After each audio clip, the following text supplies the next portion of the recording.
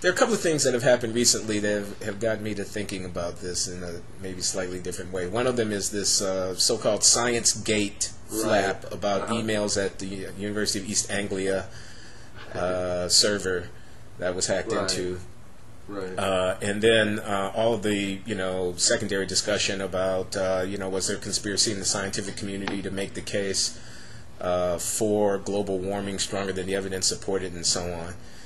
And this against the backdrop of the so-called Republican war on science and a very self-conscious understanding amongst many Obama supporters, and I would be among them with this understanding that you want to have you want to live in the reality-based community. You want to take science seriously. Yes, Darwin did have something to teach us, and so on. The thing that I'm finding interesting here, or maybe the way that my thinking has been affected a little bit, is that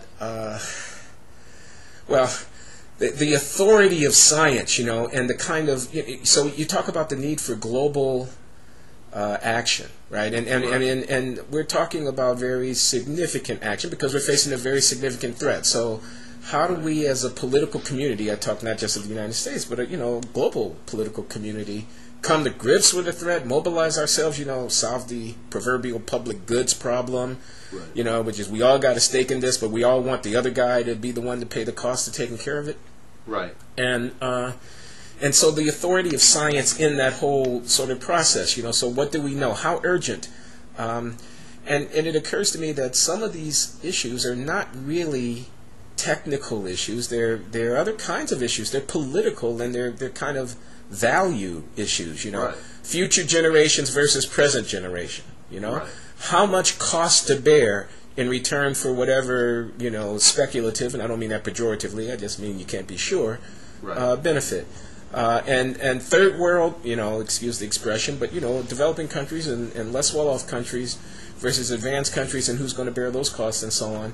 And also global governance, the creation of institutions, the creation of law and authority. That would override national authority in the interest of the global commons problem of that we're all on the planet. The planet's not divisible, even if our political communities are, et cetera, et cetera. So I don't know. That was a mouthful, I guess. But I guess there's this, as the authority of science has been questioned, and then I realize, and defend it, and I want to be clear, I'm on the side of science here, generally speaking.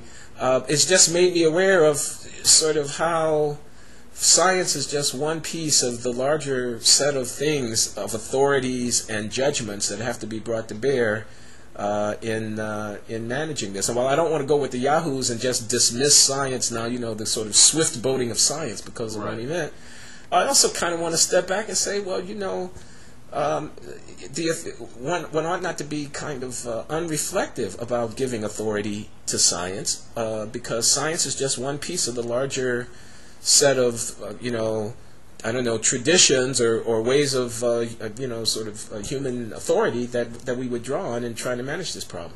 Right, absolutely, and I think that one of the interesting things that I've been thinking about and writing about a little bit in the last couple of years is that kind of that sense that the government by experts is both a political disaster and not always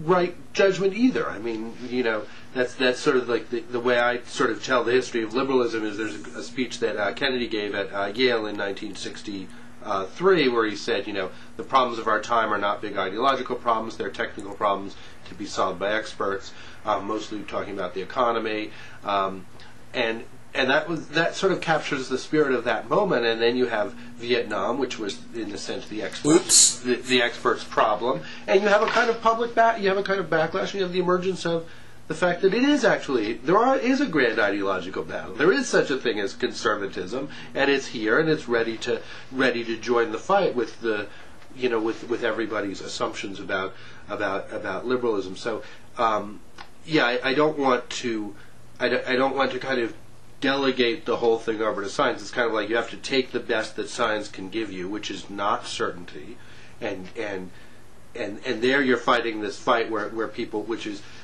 say, well, if it's not certainty, what what is it? It's just somebody's best guess. It's just judgment. It's like evolution's a theory. I mean, there's a lot of ways of there's almost like the politicization of using the uncertainty that's inherent in science as a way of, in a lot of science, as a way of discrediting the whole thing. And then you have all the other problems you raise. I mean, we're capable of building global institutions that override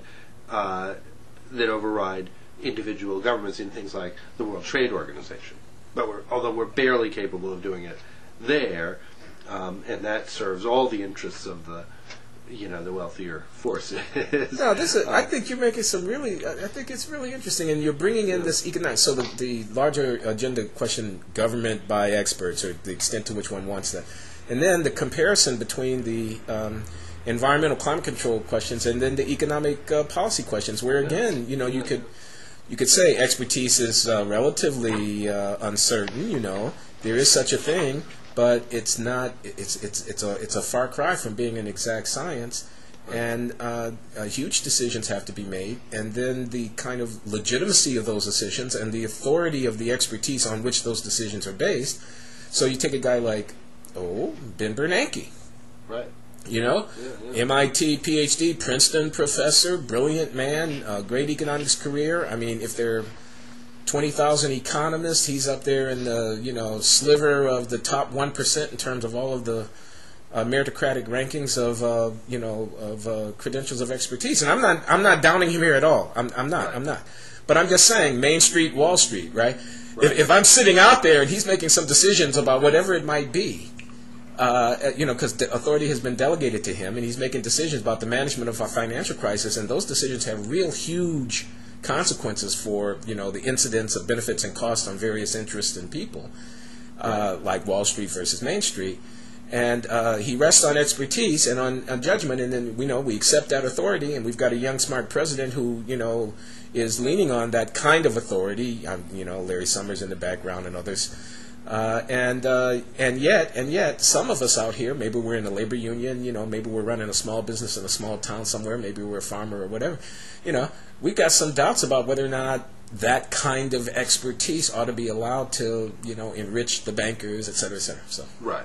Although I think it's interesting. I was talking to a friend of mine who's writing an article about the politics of the anti-Fed politics.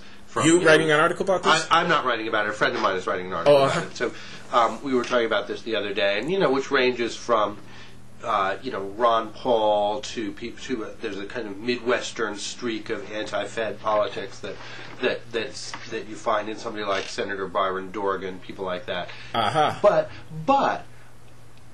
so much of it is also for show. You take all the things that the Fed does, and you could say, well, those things ought to be done in a more democratic way. They ought to, these decisions about monetary politics or monetary policy ought to be, judgments of Congress and things like that. But, really, politicians want to be able to say they want an institution over there that's not accountable, that isn't subject to politics, that they can then attack, even as it does things does those things that keep the economy on track. I mean, there's a kind of political game playing there of what we actually want to be accountable and what we don't. I mean, it's very valuable to have the Fed over there and to be able to bash it when you want to bash it, and glorify it when you want to glorify it, as in the Greenspan years. Yeah. So I don't know that we'll ever get to the point where.